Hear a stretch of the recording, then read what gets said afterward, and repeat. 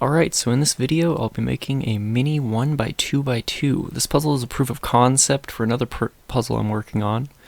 So I started off by making a model in SolidWorks, obviously, as this is going to be a 3D printed puzzle.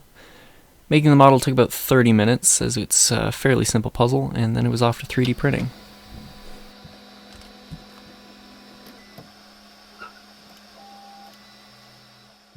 I tried something I've never done before, which is to print the entire puzzle in one go.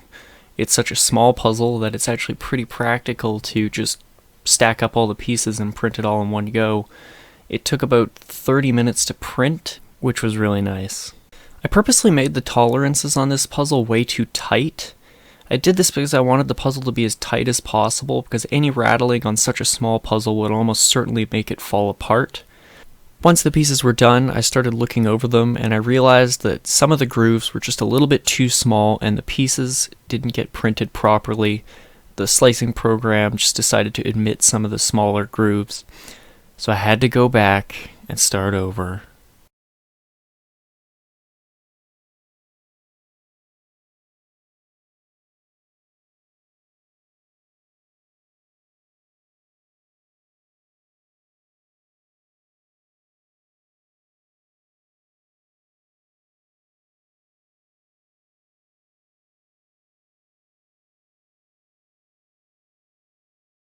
It was actually extremely easy to do. It took about 30 seconds to update the model, and then it was just another 30 minutes of printing because it's such a small puzzle.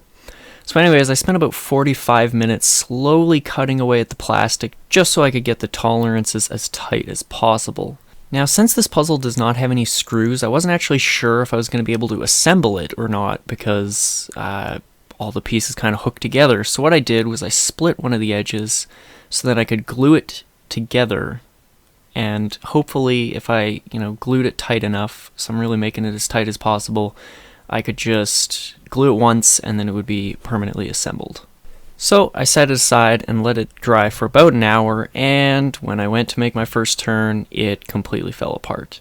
I think the problem was there was just too much of a gap created by the seam.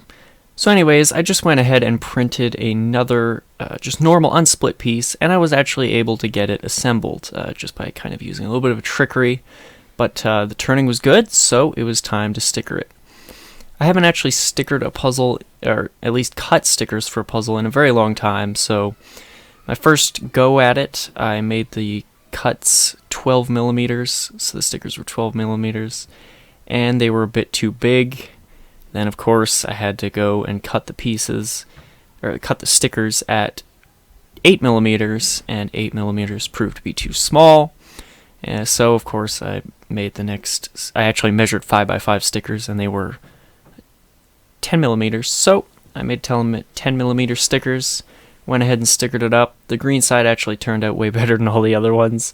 I used scissors for the other ones, and I don't know, the blue kind of gets messed up when you cut it with scissors. But at any rate, I think the puzzle turned out really well. There is absolutely no rattling with this puzzle, which is extremely nice. The pieces are just completely snug. It feels really stable, and it was definitely an excellent proof of concept. I'm going to be working on a puzzle in the near future here that uses a 1x2x2 as a core, and it's going to be using the same scaled cubies. So I wasn't sure if it was possible to do such a thing. I think I've shown here that it is possible, so stay tuned for that puzzle. It should be coming out in the near future. Thank you for watching.